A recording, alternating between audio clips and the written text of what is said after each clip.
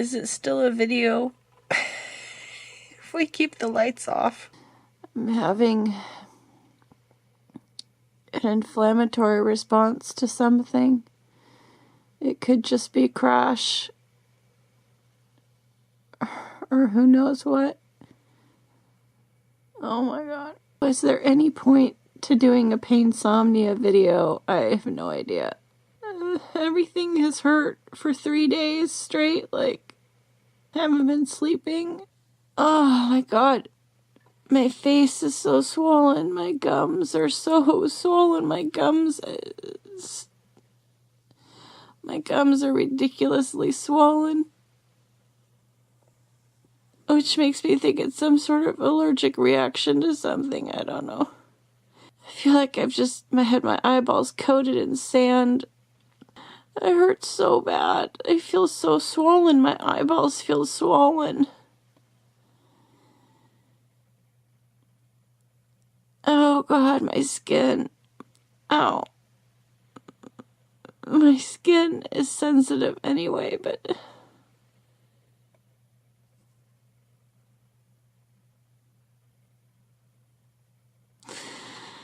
it's killing me.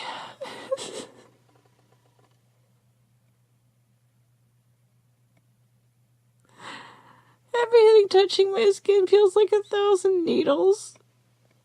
But I can't not have a blanket on me touching my skin because the air hurts too. Cold air. Ow! Oh. Cold air hurts worse than the blanket. It's just misery.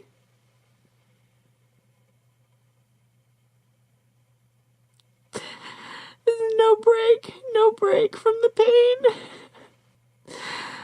Oh god, it hurts to breathe. It hurts to breathe. I need to breathe more slowly because every time I take air into my mouth, it hurts.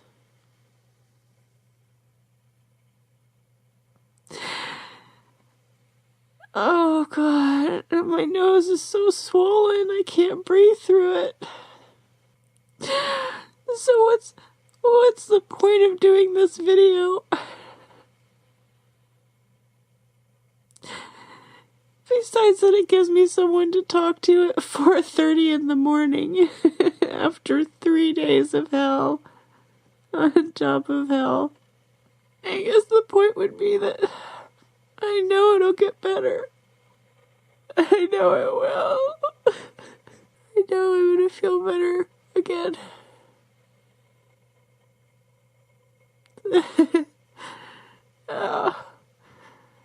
The trouble is I also know I'll feel bad again. Ow, ow. Will Rogers said that pain is such an uncomfortable feeling that even a tiny amount of it is enough to ruin every enjoyment. I've gotten really good at not allowing pain to ruin everything. But when it gets too intense for too long, it is torture. You also have the Buddhist proverb, pain is inevitable. Suffering is optional. I'm not really convinced they were talking about chronic pain here. I think they were talking about the pain of life. I do think that it's very possible at most times to not add additional suffering on top of your pain. Trying really hard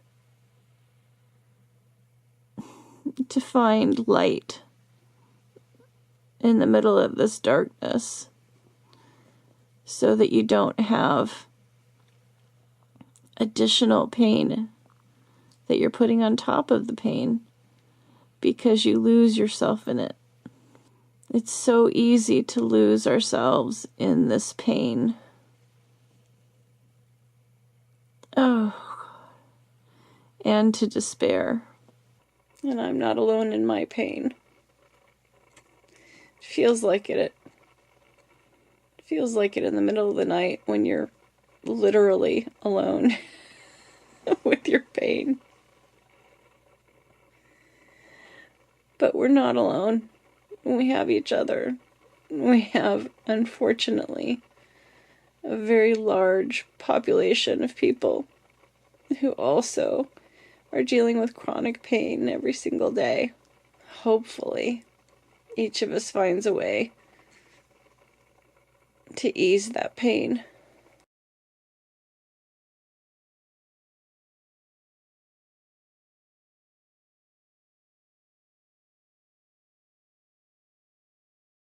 Back out of the emergency room again.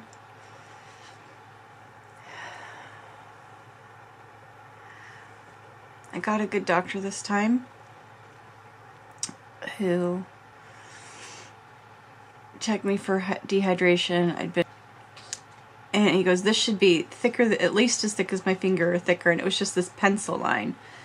And he goes, and every time you breathe in, it just flattens against itself. And so they gave me some IV saline solution or whatever to start.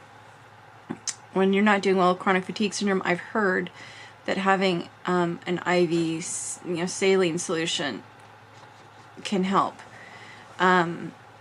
Maybe because of dehydration or just sort of, I don't know what it is, but I've heard that it just that simple thing alone can help. And I told them I was in a CFS crash still, and on top of having this allergic reaction.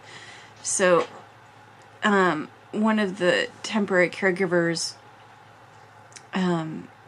gave me something to eat, and I don't know what it was, and I can't remember, and like 5 days ago, and I had an allergic reaction to it, and my mouth just got so bad. I mean, my tongue was swollen, my mouth was swollen. I had canker sores on my gums. It was so painful I couldn't chew. I could barely swallow. And it just was exasperating. Is that say it? It was just exacerbating my crash symptoms and making me worse. And on top of not being able to eat and not being able to drink much. And so, but it took me, that was Thursday night, Friday, Saturday, Sunday, Monday, Tuesday, I went to the emergency room. That's how much I hate going to the emergency room.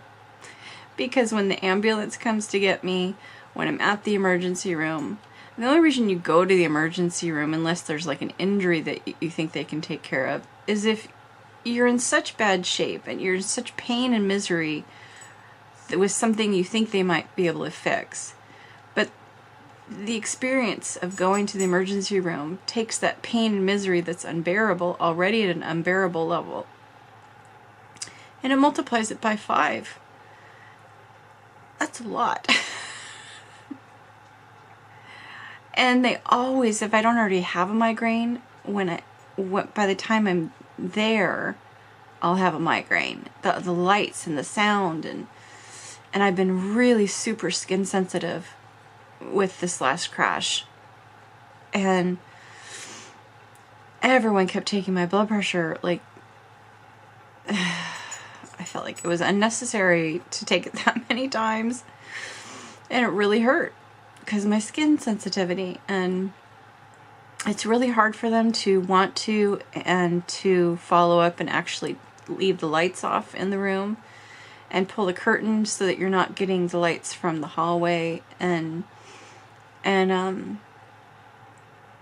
yeah, anyway, but I got a really good doctor who didn't roll his eyes when I gave him my diagnoses list, who listened to me, actually looked at me while I talked, and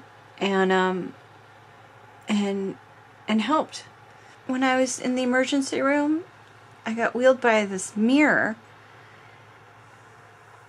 And I'm used to seeing my face be really, really pale white a lot of the time, especially when I'm not doing well. My face was gray. It was really gray, like a dead person gray. It was very unsettling. And, you know, they rehydrated me. They got me, you know, out of the dehydration state and everything. And when I got home, I was back to, instead of gray, being white.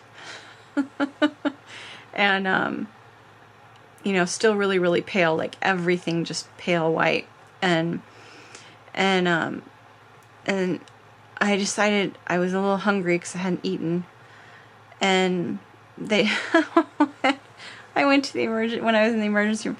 So after they rehydrated me, they wanted me to eat something because I hadn't eaten much since Thursday with my mouth being so painful with the allergic response that I couldn't chew, and even drinking, it was really painful. And anyway, so after they rehydrated me, he goes, so I'd like you to have something to eat now that they numbed my mouth, like when you go to the dentist. Now that we've numbed your mouth, we'd like you to try to eat something. And I looked at him, and we locked eyes for a second, and he goes, oh, we don't have anything here you can eat, do we? No. Everything you guys have either has sugars and chemicals in the drinks, or you have, I can't eat saltine crackers. I have, you know, can't eat wheat. And so the nurse was looking at my list of allergies, and she was going through my food list, and she blurts out, oh my God, what can you eat? It's a pretty long list of basic foods.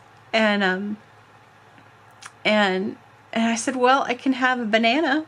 And I knew they wouldn't have it.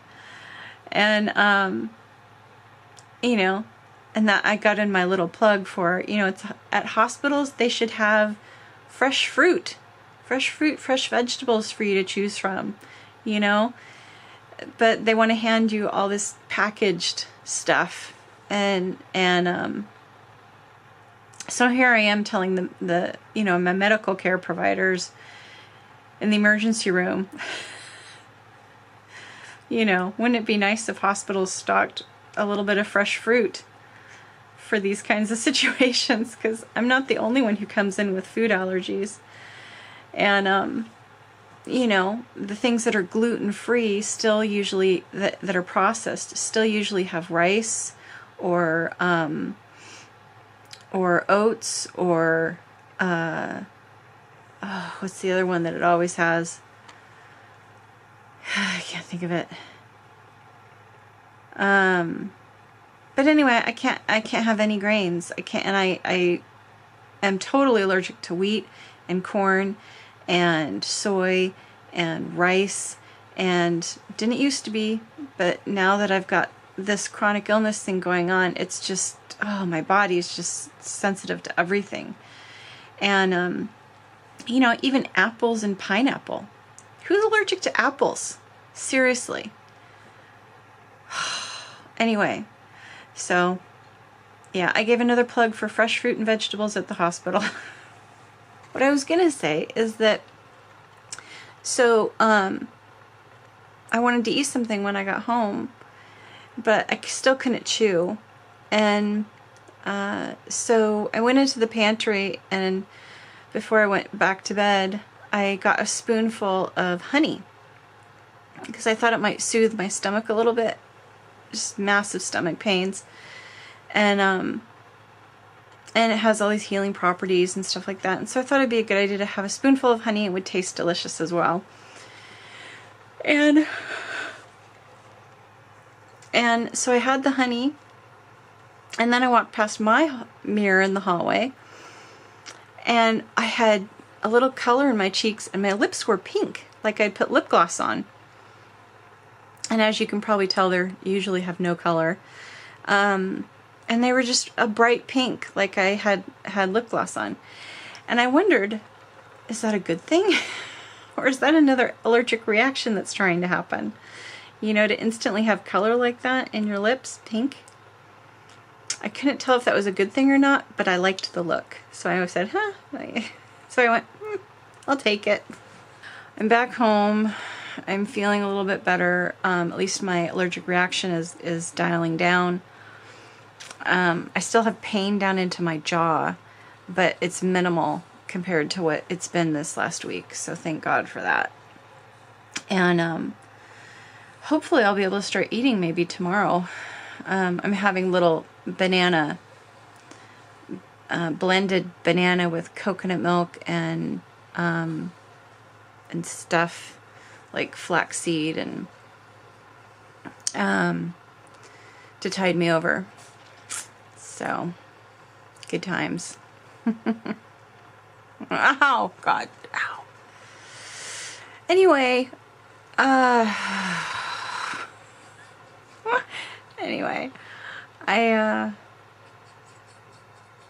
getting back on track and into my regular routine soon, I hope. I feel like today I'm a bit out of the crash. I feel like, but I also have just woken up a little bit ago, so anyway. Okay, well, I hope you guys have a good day. Bye.